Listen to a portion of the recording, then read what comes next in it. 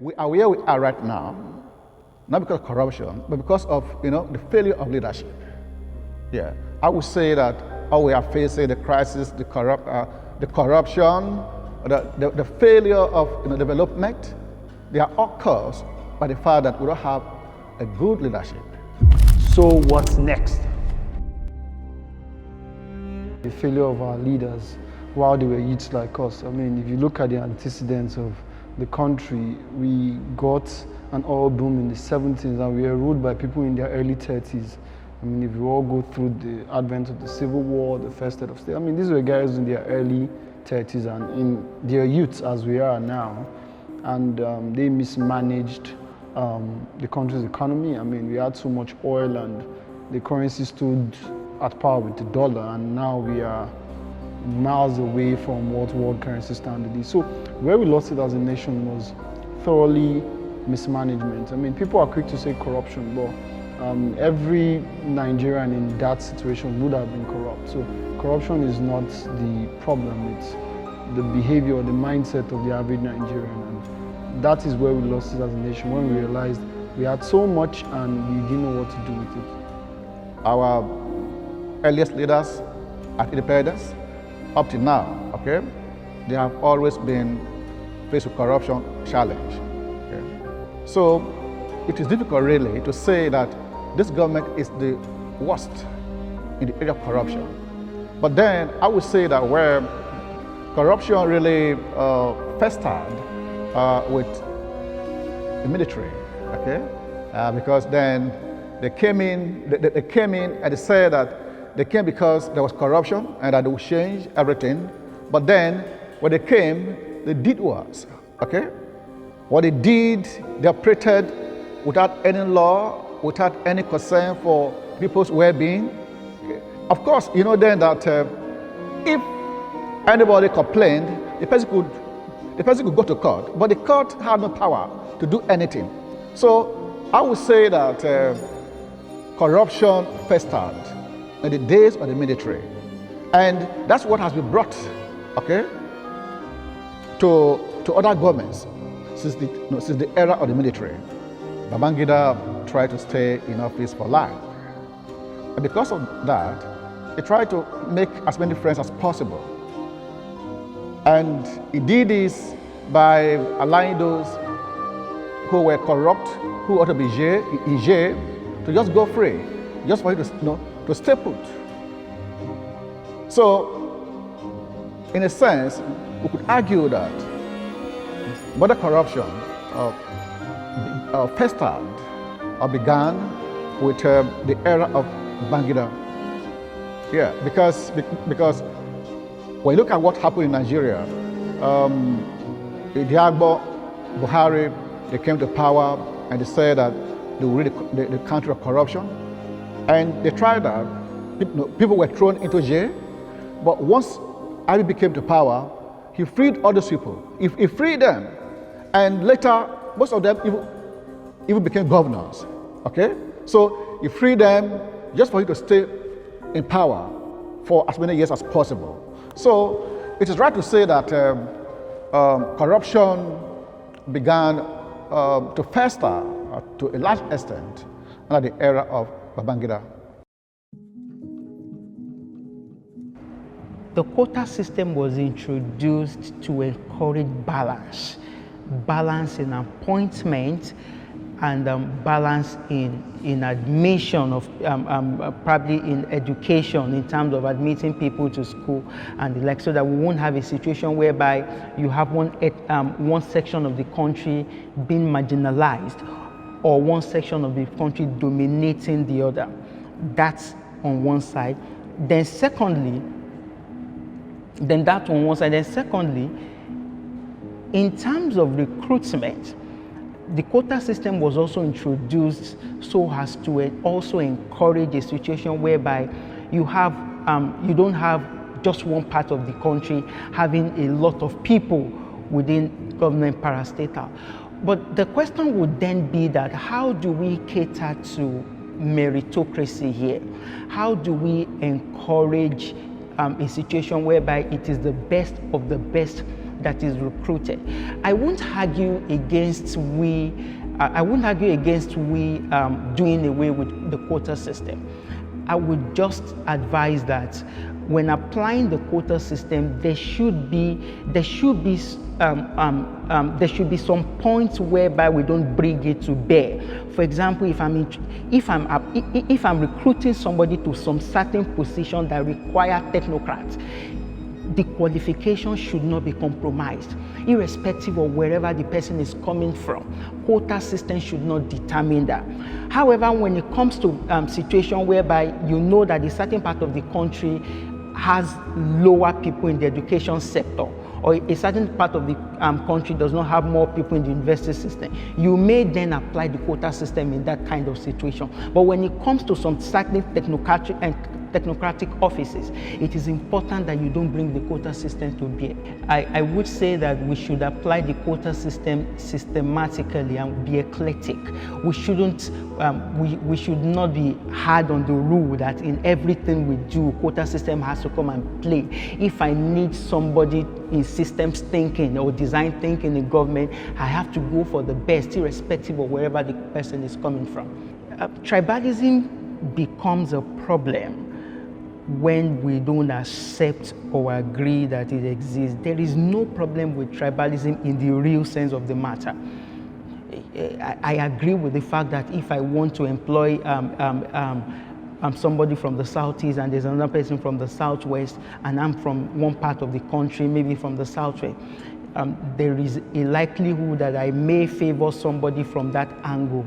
You know, so I should be able to accept that. But the problem is when we don't agree that that actually exists. There's no problem with, for me, there's no problem with acknowledging the fact that tribalism exists in the real sense of it. The problem that now comes is when it affects quality. Because you also put me in a very odd seat. If I have somebody from where I came from, and that person from another place entirely, and in the process of being very objective, I decide not to look at that person from where I came from based on the fact that I don't want to be perceived as being tribalistic, and then I favor the other person because I want to sound objective. I'd also not done justice to that person that came from where I came from. So for me, tribalism become a problem when we don't accept that it exists, and then probably look for a way around how we can exist or how we can make things happen with it. There's no problem with tribalism in the real sense of it. The problem only comes in when it jeopardizes competency or merit. There's always this trajectory to fight corruption. And though in most cases we don't really accept the sincerity in this quest to fight corruption, because there have been cases where those who say that they are fighting corruption, in the long run, use the campaign to witch hunt their enemies. But on the whole, the idea is good. Okay, so the campaign by the Buhari government to fight corruption is a good one. But then, as long as the officials who say they will fight corruption are themselves not sincere about it, you cannot make any headway, because there have been cases of corruption in this government. Okay, so and in most cases, because those who are involved in government, they are not punished. So when those who are being pursued for corruption see this, they say that they are being witch hunted. So in order to have a genuine campaign against corruption, it must begin from the top. Okay, it must be clear that the government and its officials are above board, and that anyone who is found corrupt in their midst is punished. As long as they are not punished, there's no way that we can regard the campaign against corruption as sincere. So there has to be a deliberate attempt, effort to ensure that those who are fighting corruption are themselves not corrupt. We don't need any IG. We don't need anybody to ask us for any leader. We don't have any leader here. We're all one. And I feel like they're angry because we're coming out here as lazy Nigerian youths to ask to protest, because it's our right to exercise now. Why are you shooting at us? Why are you shooting at us? And we just started though. We just said we will still tackle Buhari. He has been a bad boy.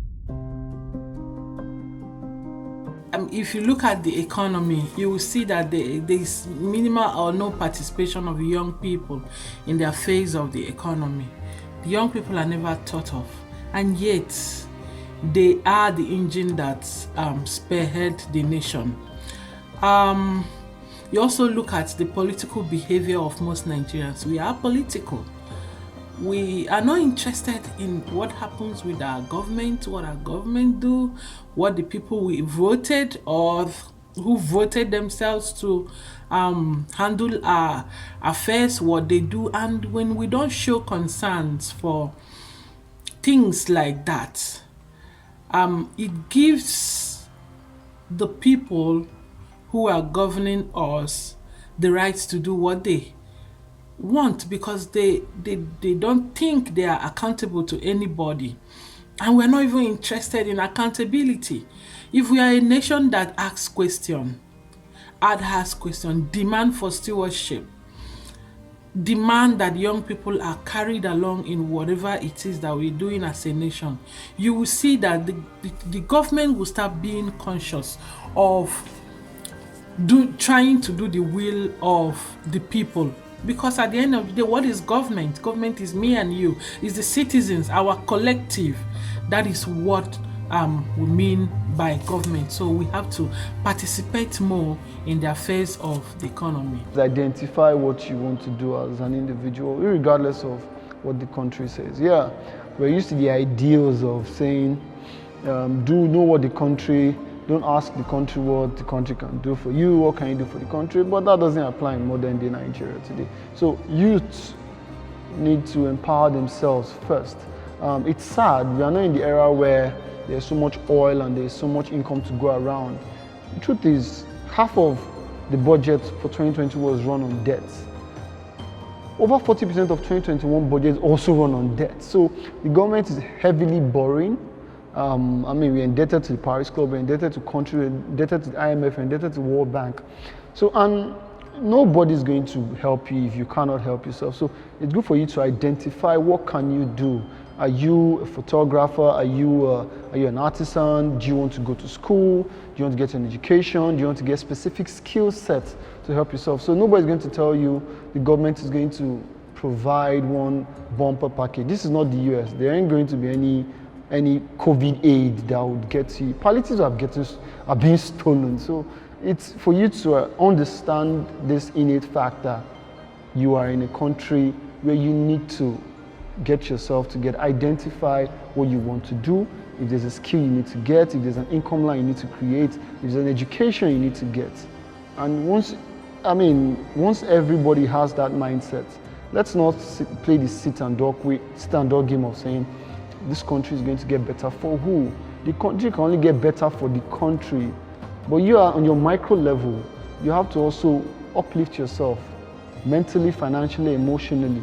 And let's not keep waiting for an economy that would work for me. Things don't, and it's not just Nigeria. There are dozens of countries. We have Bangladesh, we have almost over 10 countries in Africa are going through similar scenarios. So it's good every youth understands this perspective. It's a lot better for them and their mindset. Maybe this generation actually took us unaware in the real sense of it, because we never thought that they could pull off what they pulled up with NSAS. But again, it was a good push, and then we also saw by the reaction of the policymakers that they were never prepared for it. That was why they probably attacked the protest, So I would rather encourage the Gen Z that this is not the time for them to keep quiet. I think it's important that they continue with the kind of momentum, carrying that kind of spirit into selection of leaders.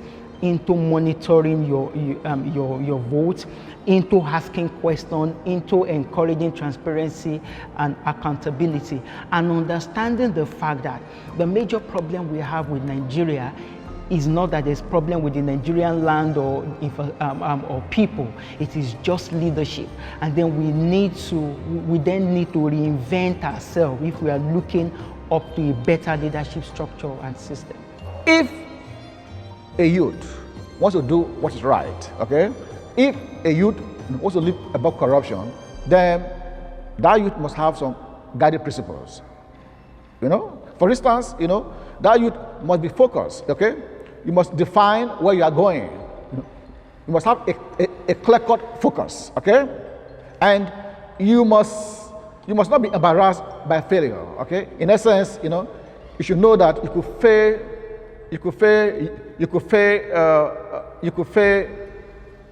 gloriously, okay? In essence, you could know that, look, when I fail, okay, I take pride in it because I will learn a lesson. So from there, you cannot become stronger. Because if you are to have principles and you want to stick to them, you're bound to face obstacles, which could lead you to failure. Okay? So you must make up your mind that, look, even though I fail, okay, I don't mind. In fact, this failure will make me stronger than those who take the shortcut. So they must have that resolve to fail. Okay?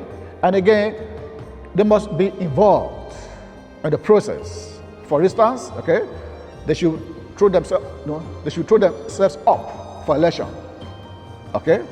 Because if they say that, look, they won't get involved, it means it is the criminals, okay, the armed robbers who will keep on making rules for them. So they must be involved in the process, in governance, in election, in politics, in order for them to change the process. Even if they fail, there's a way they can still make things to happen. Just of recent, we had SARS protesters.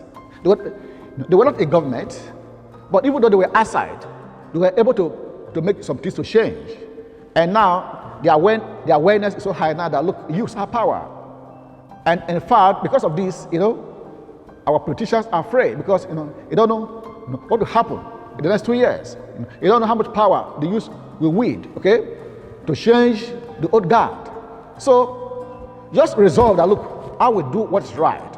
And from there, even if you fail, you learn from it, you become stronger. Question government policies today. The president came and read out the budget, and nobody said anything. Usually there will be letters, open letters to the president that, how do you explain this expenditure? What was this? What is going to fund this? Why are we borrowing? So let's ask the required questions. That's the third thing. Then the fourth thing is self-empowerment. Today, there is so much mental reliance on the country today. We need to stop that. Everybody should pick up their sleeves and say, you know what? My country is my country. I am myself. This is number 1, 2, 3 of what Ernie has said, what I should do as a Nigerian. But number 4 is what I should do as an Ernie or as a Precious or as a Chooks. What can I do for myself? Have I identified the value added or the value adding activity I can do today? The average Nigerian doesn't know. The few ones who finish school, get employed, and maybe one bank gives them a car and they are happy. And they are literally not happy, but just have that economics, that income stability. So let's not chase that. Let's chase. The fourth thing is yourself. You as a Nigerian, how can you make yourself better? Empower yourself.